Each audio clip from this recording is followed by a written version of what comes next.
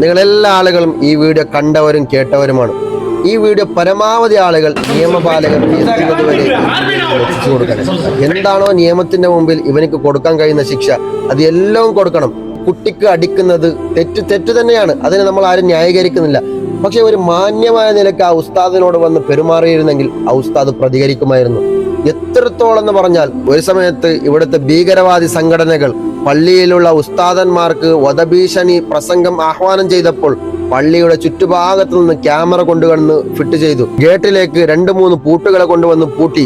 അതിനേക്കാളും ഏറ്റവും ഭീകരമായിട്ടാണ് ഇന്ന് നമ്മുടെ സമുദായത്തിലെ ഇതുപോലത്തെ ചില മനുഷ്യന്മാർ വളർന്നു വരുന്നത്. എത്രത്തോളം എന്ന് പറഞ്ഞാൽ ഒരു പള്ളിയുടെ അകത്തളങ്ങളിലേക്ക് കയറി ഒരു ഉസ്താദിനെ അതിദാരുണമായി അടിക്കുകയും വധഭീഷണി അടക്കം ചെയ്യുക എന്ന് പറയുമ്പോൾ നമ്മുടെ സമുദായം എങ്ങോട്ട് പോയി എന്നാണ് നമുക്ക് ചോദിക്കാനിരിക്കുന്നത്.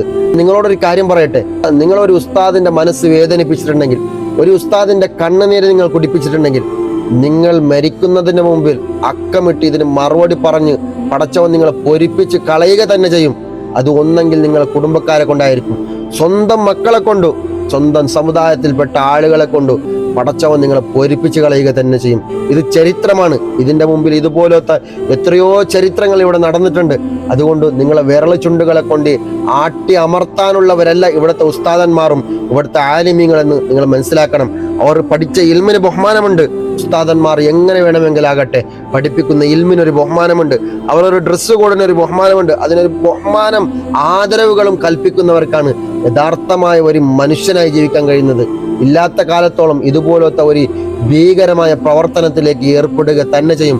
ഇത്തരത്തിലുള്ള ആളുകൾക്ക് പടച്ചവൻ ഈ ലോകത്തിൽ തന്നെ അക്കമിട്ട് മറുപടി പറയുക തന്നെ ചെയ്യും.